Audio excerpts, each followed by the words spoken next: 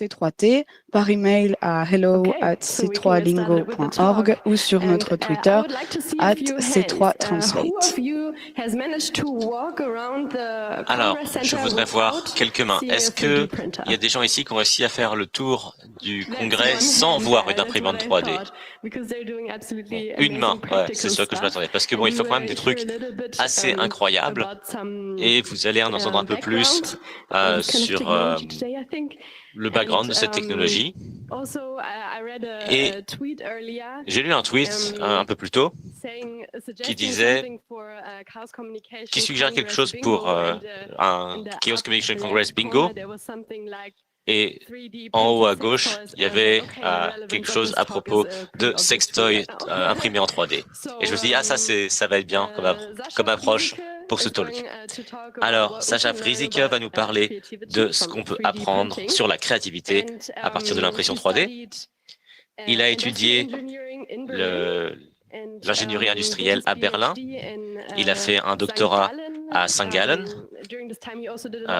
À ce moment-là, il a fait pas mal de recherches à Stanford. Et maintenant, il est professeur à l'université de Würzburg.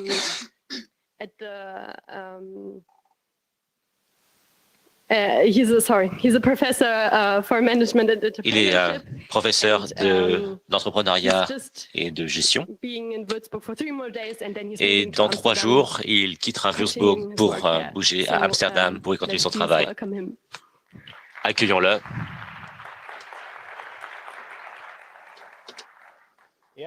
Oui, bonjour, bonne soirée. Merci beaucoup d'être venu. Il est très tard, donc j'apprécie vraiment que vous soyez là. Donc, je m'appelle Sacha, comme elle l'a dit.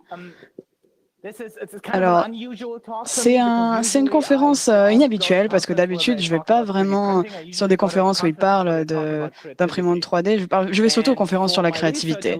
Mais pour mes recherches, je me suis rendu compte que ça pouvait être une bonne opportunité pour rendre l'appareil aux gens qui sont intéressés à leurs imprimantes 3D. Beaucoup de mes étudiants sont venus m'ont posé des questions, ils m'ont demandé de venir faire une interview et plein de choses. Alors, je me suis dit, c'est vraiment une chance pour moi de partager ce que je fais, en fait, et de comprendre ce que c'est, toutes ces choses-là.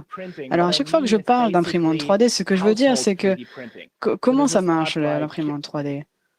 Alors, c'est pas vraiment ce qu'on a dans les grosses usines. C'est pas vraiment ça que je m'intéresse, comment on fabrique des avions et tout ça.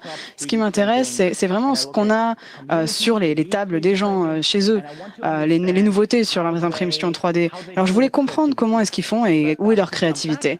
Donc, pour revenir sur l'histoire, donc il y a 3 ans, on a commencé à regarder les imprimantes 3D parce que tout le monde nous a dit que ça serait la prochaine révolution industrielle. C'était sur The Economist, le journal, et ce serait une révolution industrielle. Donc, il y a eu des livres dans lesquels on a dit que on n'irait plus au supermarché pour faire ces choses-là, on n'irait plus acheter des choses et on les fabriquerait nous-mêmes. Et quand j'ai lu ça la première fois, c'était vraiment pas ce qu'on s'imaginait. Donc, la première chose que j'ai fait, c'est je me suis demandé qu'est-ce que les gens faisaient avec des imprimantes 3D, et c'était vraiment horrible comme question. Et au final, les résultats étaient n'importe où et n'étaient pas clairs. Alors, au final, j'avais besoin de faire de la recherche sur ça, sur les imprimantes 3D, et je devais rencontrer les gens qui ont vraiment des imprimantes 3D. Alors, on a passé un an entier dessus. Alors, au final, on s'est rendu compte que rien n'en ressortait. On n'arriverait pas à publier quoi que ce soit. Et puis, au final, j'ai changé de métier et je suis allé à Würzburg. Et c'est là que je me suis rendu compte que d'autres personnes avaient des sujets sur l'imprimante 3D et ils avaient le même problème. Et pourtant, il fallait vraiment qu'ensemble, on trouve un angle différent pour en parler. Donc, à ce moment-là, j'étais en train d'écrire un livre sur la créativité. Et dans les imprimantes 3D, ce que je me suis rendu compte, qu'il y avait une plateforme qui était la plus grosse, la plus utilisée. Et sur cette plateforme-là, on pouvait uploader un design et c'était sur une licence ouverte. Donc n'importe qui pouvait l'ouvrir, puis la changer et puis la réuploader. On devait juste dire d'où il venait. On devait citer l'origine. Et ça, dans la créativité, quand on parle de créativité, on pense que c'est un peu divin et que l'artiste va juste avoir une feuille blanche et puis il va trouver quelque chose d'incroyable de nulle part. Et on voit ce concept de ce moment incroyable où la créativité sort toute seule. Mais au final, la créativité, on sait ce que c'est, on sait d'où ça vient et on sait d'où ça vient. Donc au final, quand on a des choses qu'on doit créer à partir de rien, on sait d'où ça vient. Et donc ce qu'on se considère étant créatif, c'est toujours lié à des choses qu'on connaît et des gens vont juste rajouter des choses et en fait, tout ce qui change, c'est la connexion qui n'a jamais été faite entre ces deux choses. Le problème, c'est que quand on va quelque part et qu'on se demande comment est-ce que vous avez trouvé cette chose-là, les gens vont pas forcément s'en souvenir ou ils vont avoir peur de vous le dire par rapport à leur propriété intellectuelle ou alors ils vont dire c'est moi qui l'ai fait, je me suis jamais inspiré de quoi que ce soit par peur de ça. Alors les gens qui étudient la créativité ont beaucoup de difficultés à trouver d'où ça vient parce que on cite rarement en fait les sources dans ces cas-là en particulier. Mais quand on regarde dans l'impression 3D, quand on a vu cette plateforme, on s'est rendu compte qu'on pouvait vraiment regarder toutes les choses que les gens ont uploadées et on pouvait voir directement les connexions entre ces choses-là. Et donc, ça, ici, donc les lignes ici, ça fait partie de leur conférence d'avant. Donc, l'ignorez-les sur ce slide. Donc, ce que vous voyez ici, c'est un réseau de structures de tous ces designs et avec les catégories. Donc, la catégorie ici, c'est fashion, la mode. Mach mal irgendwie weg. Hat mich niemand verstanden? Okay, sehr gut, super. Gucken mal, das ist nur, weil ich meine Hände so viel bewege. Und das soll ich ja nicht. Okay. Okay, try to be a bit louder then. Je vais essayer de parler plus fort. Alors, ça c'est donc la catégorie fashion, mode. C'est la première qu'on a regardée. On a vu d'autres catégories, il y en a 11 ou 12 où les gens peuvent uploader des designs et ils peuvent choisir une catégorie quand ils uploadent leur design. Et les gens peuvent les rechanger, les réuploader. Et donc, ce qu'on a vu en regardant ces catégories, c'est qu'elles sont vraiment toutes différentes. Donc ça, c'est fashion. Et celle-là, c'est la deuxième. Donc c'est imprimante 3D. Donc c'est des parties d'imprimante 3D. Et donc, ce qu'on peut voir, c'est juste avec cet univers-là, c'est que ça ressemble à une Death Star, mais bon, c'est pas vraiment ça. Donc juste en regardant ces structures, on peut voir quelque chose apparaître entre les deux. C'est que la catégorie fashion, c'est qu'il y a beaucoup de liens entre ces choses-là. Ils veulent avoir des choses à eux. Ils veulent avoir leur propre nom.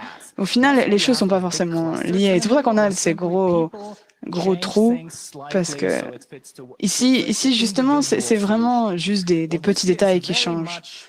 Alors ce que celui-là, c'est vraiment l'inverse. Dans la catégorie imprimante 3D, les solutions qu'on voit sont très utilitaires. En fait, ces petites choses tout étalées, au final, c'est juste, ces petites choses, elles sont juste liées les unes aux autres, mais c'est tout petit. Une personne a trouvé la solution, quelqu'un a rajouté quelque chose d'autre, un petit détail, et puis au final, ils ont trouvé une solution finale, et puis du coup, ils ont fait autre chose après, une fois qu'ils avaient leur solution finale. Alors, l'univers change complètement, et donc on peut se dire, il y a bien quelque chose en rapport avec la créativité dans tout ça.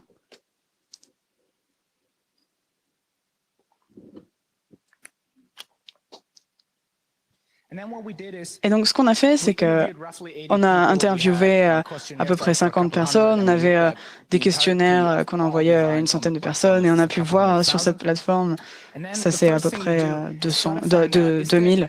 Et donc, ce qu'on a vu ici, c'est qu'est-ce qu'il y a de spécial dans ce processus que les gens ont. Quel est le processus de créativité et qu'est-ce qu'on peut remarquer là-dessus. Et donc, sur ce processus de créativité, on a vu 4 aspects dont on peut parler. Le premier, c'est trigger, le déclencheur. Et donc, ce qu'on a vu, c'est que ces espèces de déclencheurs étaient un problème. C'est toujours un problème qui a déclenché la création et la créativité.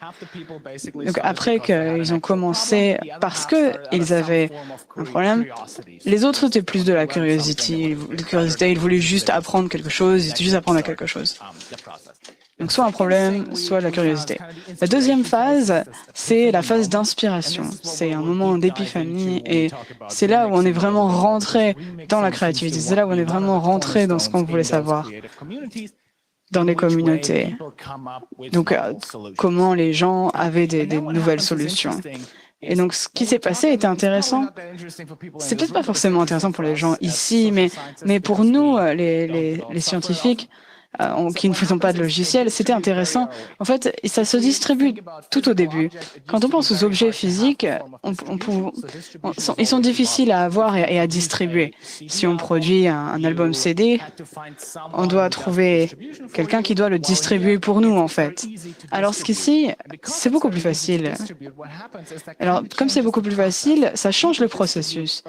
Les gens distribuent plus tôt, en fait. Et même quand c'est pas fini, ils le distribuent directement parce qu'ils peuvent avoir des retours. Et grâce à ces retours, ils peuvent itérer sur le processus, sur le design, sur l'objet qu'ils sont en train de créer. Donc, en fait, dans un monde analogique, on va avoir la distribution tout à la fin. Alors qu'en fait, ici, même si on n'est pas fini, même si on n'est pas sûr que ce soit fini, on peut le publier et avoir directement des retours et itérer et devenir meilleur. Donc, ces interactions qu'on a vues dans cette communauté-là ont vraiment changé le processus de créativité d'une façon qui a fait que on distribue plus tôt, en fait. Quand on regarde ça, c'est aussi ce qu'on fait quand on écrit des logiciels au final. Donc c'est intéressant au final. Donc quand les scientifiques ont vu ça, ils ont essayé de catégoriser les problèmes d'une certaine façon pour que ce ne soit pas juste un problème, mais que ce soit plusieurs choses en fait. Donc le management par exemple va prendre deux métriques et ils vont essayer d'expliquer les problèmes. Donc dans ce cas-là, ce qu'on a vu, on a zoomé sur ces choses et essayé de trouver comment les remixes avaient essayé de trouver un pattern en fait, tous ces patterns et essayer de voir s'il y avait un pattern. Et on a vu donc justement qu'il y avait un pattern dans tous ces remixes. On en a trouvé plusieurs en fait. On peut, grâce à cela, expliquer cette espèce d'univers quand on zoome dessus. Donc, la première chose qu'on a trouvée, on appelle ça l'évolution linéaire, et quand on prend justement quelque chose et qu'on le change en quelque chose. Donc, quelqu'un voit la bouteille, la réutilise et fait une bouteille plus longue, par exemple. Donc, c'est pas très intéressant. Mais ensuite, il y a un concept un peu plus complexe. Il y a plusieurs catégories. Donc, la première, c'est la convergence. Plusieurs idées sont remixées en quelque chose de nouveau. Le premier, on appelle ça merge, donc mélanger. On prend deux idées et on les combine en fait en une seule. Donc un exemple qu'on utilise, c'est par exemple quelqu'un a fait une pièce et quelqu'un a fait une girafe dessus ou un éléphant. Puis du coup, ils ont fait une pièce et puis c'est grâce à ça qu'on peut voter. Donc, le deuxième qu'on a trouvé, c'est la rétrospective. Ce qu'on a ici, ça va être un espèce de grand-père, en quelque sorte. Ce grand-père a un enfant, et cet enfant a aussi un enfant. Mais l'enfant de l'enfant va hériter de quelque chose du grand-parent, qui n'était pas, en fait, dans le parent. Donc ça, c'est plus ou moins revenir dans le passé et trouver quelque chose dans la génération d'avant et le récupérer dans la génération d'après. Un exemple dans la vraie vie, c'est Microsoft Windows ont récupéré le bouton Start, le bouton démarrer qu'ils avaient avant et l'ont remis après. C'est quelque chose qu'on voit dans le management de l'innovation. Je ne sais pas si vous avez déjà entendu parler de Weekly Wonkies. Quand on était petit, on devait chercher des choses qu'on voulait. Puis de petit à petit, il y a eu Star Wars, il y a eu d'autres choses. L'année dernière, ils ont eu une toute nouvelle boîte on peut créer tout ce qu'on veut. Et ils l'ont lancé comme quelque chose de complètement nouveau, alors qu'en fait, c'était pas nouveau. Donc au final, c'était une génération d'avant. Donc c'est ça qu'on voit ici. Le prochain, c'est le concept de frères et sœurs. C'est plusieurs personnes qui vont voir plusieurs choses et au final, ils vont trouver des solutions différentes. Donc, ils ne sont pas directement reliés, les choses à droite et à gauche, mais ils ont les mêmes ingrédients. Et donc, c'est quelque chose qu'on pourrait voir, par exemple, dans un bar à cocktail. Dans un bar à cocktail, on a un nombre limité d'ingrédients, mais on peut faire quand même des cocktails complètement différents. Même si on ne regarde pas un seul cocktail, celui-là, mais on regarde les ingrédients. Et en fait, c'est grâce aux ingrédients qu'on arrive à quelque chose. Et le dernier, dans cette section, on l'appelle la compilation. Donc la compilation, c'est un best-of, en fait, de toutes les choses qu'ils ont pu voir. Ils prennent plein de choses et ils prennent les meilleures qu'ils ont vues et ils en font une seule avec. Un exemple qu'on a vu, par exemple, c'est le ultimate quelque chose, donc le ultime chose, et en fait, bah, c'est comme c'est ça qu'on voit, c'est la dernière chose en fait. Donc par exemple, le symbole ultime de Batman, et bien ça va être par exemple le symbole, le dernier qu'on a vu, et c'est celui qu'on voit sur Batman. On n'a pas besoin d'en créer d'autres. Le problème est réglé. Alors, tous ces patterns sont à propos de prendre diverses choses et d'en faire quelque chose de nouveau. C'était donc divergent. Mais on a aussi vu pardon, c'était convergent. Et là, on a vu de la divergence. C'est quand il y a plusieurs personnes qui regardent la même chose et qui en font des choses différentes. Le premier, c'est un fork, une fourche. Donc ça, c'est qu'on avait deux personnes qui avaient des idées différentes de comment remixer quelque chose. Par exemple, vous avez un iPad et ensuite vous avez un iPad mini et une nouvelle génération d'iPad, donc avec un nouvel usage de ça.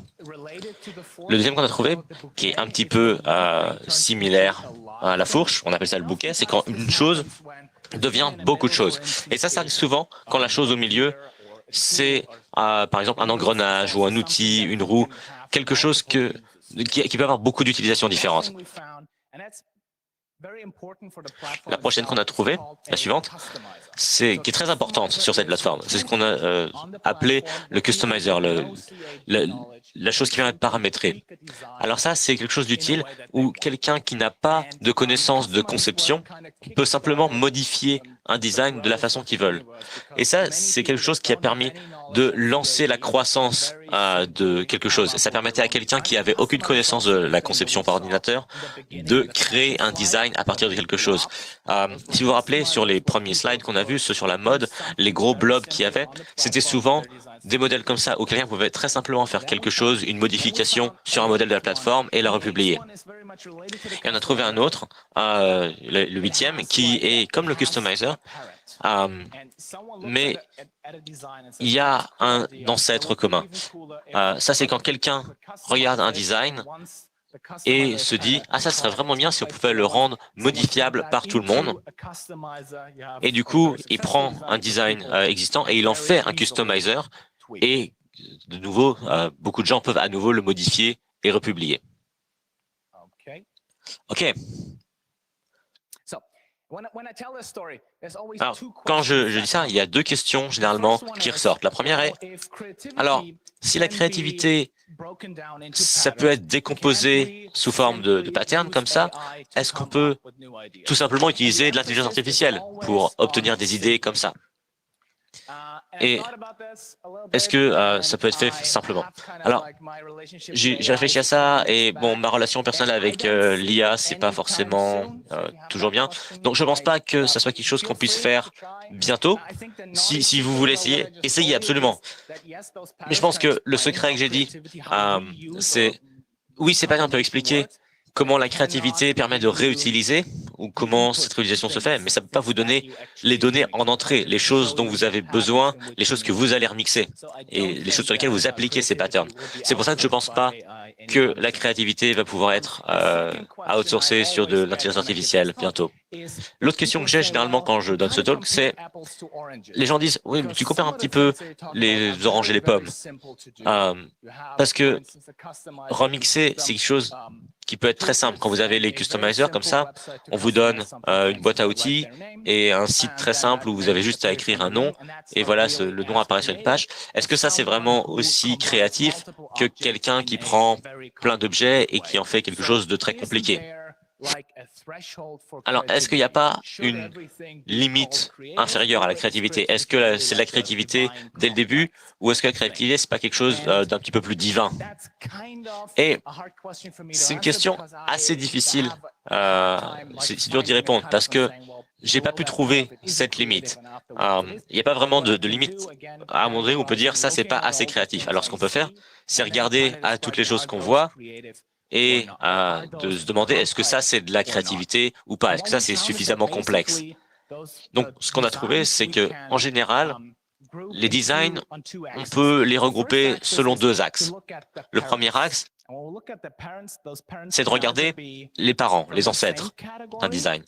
Ces ancêtres peuvent être soit de la même catégorie, par exemple, ils peuvent être, voilà, si on est dans la mode, ça peut aussi venir de la mode, ou alors ils peuvent être d'une autre catégorie. Là, c'est quand quelqu'un a fait l'effort de transférer de la connaissance d'une catégorie à une autre. Ou alors, ça pourrait même être de plusieurs catégories, où les gens se contentent pas de rassembler tous les symboles Batman, mais ils vont rassembler des outils et des choses de la mode, et en faire quelque chose qui peut être imprimé en 3D, et ça, c'est beaucoup plus complexe. Et on peut regarder, selon l'autre axe, quelle est l'origine de ce remix. Donc, le plus simple, ça va être la customisation, la personnalisation. Ça, c'est quelque chose qui peut être très, très simple. L'étape un peu plus suivante, un peu plus compliquée, si vous avez un seul parent, prendre ce parent et le transformer en quelque chose de nouveau. Et ce qui est encore plus complexe, c'est si vous avez plusieurs parents et de les combiner en une chose nouvelle. Donc, on a essayé de grouper ces différentes transitions sur ce diagramme pour montrer que si vous allez en haut à droite, on a un niveau de complexité qui augmente. Et ce qu'on a trouvé, c'est que quand la plateforme autorisait les gens à modifier quelque chose, eh bien ça crée beaucoup plus de traction sur la plateforme. Et ce qu'on a vu aussi, l'idée de pouvoir modifier les choses comme ça, c'est un peu l'idée de pouvoir personnaliser les choses, de customiser comme ça, c'est un peu un moyen de rentrer en douceur dans le processus. Une fois qu'on a fait un premier modèle avec un customizer qui était simple à modifier, les gens ils deviennent accros à ça, ils ont envie d'en faire plus, ils ont envie de modifier plus, de créer leurs propres choses, et c'est comme ça que les gens apprennent à remixer les choses. C'est un moyen d'apprentissage. Donc, ce que j'ai vu aussi, c'est que là, on a classé des remixes qu'on a vus. Alors, il y avait quelqu'un qui avait créé des petits panneaux pour des plantes en pot, par exemple, pour dire romarin ou thym. Et quelqu'un s'est dit, ah, ça c'est intéressant, mais moi, j'ai pas de plantes en pot, mais j'ai un problème comme ça dans mon bureau. Et en gros, cette personne a redesigné cette chose qui servait à indiquer les noms des plantes. Et maintenant, c'est des clips pour tenir du papier et qui disent par exemple merci de lire ceci. Donc ça c'est quelqu'un qui a pris un design d'une catégorie et qui l'a transféré vers quelque chose pour lequel c'était pas du tout prévu à la base, une catégorie complètement différente. Donc ça, à mon avis, c'est beaucoup plus créatif que de changer le signe et de le faire avec des bords arrondis au lieu de faire un rectangle. Voilà. Alors, il y a une chose de plus. Et c'est la question initiale qu'on avait. Pourquoi est-ce que les gens utilisent des imprimantes 3D? Et une chose qu'on discute maintenant, c'est que ça pourrait être intéressant de regarder comment est-ce que ces remixes se produisent. Et on a ce graphique ici. Sur l'axe horizontal, on a tous les problèmes du monde. Et sur l'axe des Y, on a la demande pour une solution à ce problème. Et ce qu'on s'est dit, c'est plus il y a de demandes, s'il y a beaucoup de demandes, il y a quelqu'un qui va probablement faire une solution de production de masse. Donc il y a une limite en dessous de laquelle il y a une production de masse. Et ce qu'on s'est dit, c'est que, parce que ce qu'on pensait, c'est que avec la révolution de l'imprimation 3D, les gens n'iraient plus dans les boutiques et simplement imprimeraient les choses eux-mêmes. Mais ce qu'on a trouvé, c'est que ça, c'est pas l'histoire complète, c'est simplement une partie de ça. Ce qu'on a vu, c'est que les gens conçoivent toutes sortes de choses. Et souvent, ce qu'on a vu, c'est que souvent les gens n'impriment pas en 3D pour les choses qu'ils peuvent acheter, ils impriment en 3D pour les choses qu'ils ne peuvent pas trouver dans le commerce. Les gens conçoivent ou trouvent une solution en ligne et l'impriment, et ça leur permet, eux, d'avoir accès à une solution qu'ils n'auraient pas pu trouver ailleurs. Et ça, c'est très comparable à ce qu'on pourrait avoir si on avait un atelier et qu'on n'utilisait pas d'impression 3D, mais que voilà, les gens créaient quelque chose à partir de morceaux de bois. Ça permet aux gens de concevoir des solutions à des problèmes qui n'existaient pas avant. Et ce qu'on voit avec les remixes, c'est que les gens utilisent ces solutions que quelqu'un a créées qui ne sont peut-être pas aussi intéressantes que quelque chose qui pourrait être produit en masse, et ils les remixent pour en faire quelque chose de différent que seulement quelques personnes vont utiliser.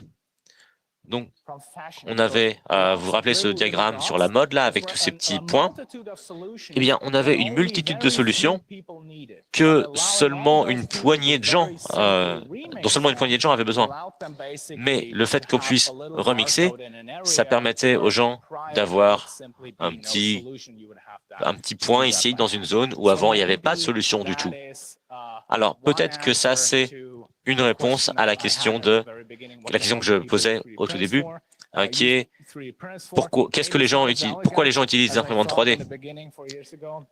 Donc ça, c'est une des questions que j'ai posées au début, il y a 4 ans, une question que je pensais dès le début qu'elle allait se porter, mais je ne m'attendais pas à une réponse comme ça. Il y a 2 choses que je veux dire en plus.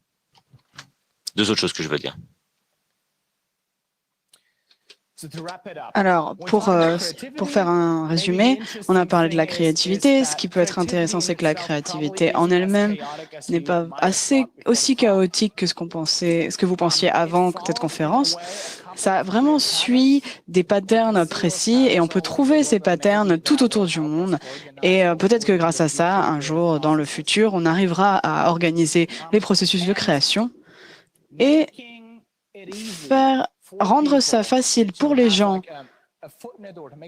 d'avoir accès à ce processus de créativité et un portail pour ouvrir à plus de créativité. Et si on veut que les gens puissent avoir accès à ces choses-là, il faut que les premières étapes soient très, très simples. Et sur les imprimantes 3D, ce qui est intéressant de ce qu'on a trouvé, c'est que on a dans les imprimantes 3D une communauté extrêmement créative et les patterns qu'on a vus que les gens suivaient, peut-être que d'autres communautés pourraient apprendre de ces patterns-là. Et même s'ils ne sont pas actifs dans les imprimantes 3D, peut-être que vous devriez quand même vous y intéresser et vous engager dedans ou même juste regarder pour en apprendre plus sur ce processus. Et si vous êtes déjà dans ces communautés, alors continuez à le faire, c'est important. Et si quelqu'un vous pose une question sur ça dans votre communauté, s'il vous plaît, répondez-y pour nous. Et donc ça, c'est tout ce que j'avais à dire pour cette conférence.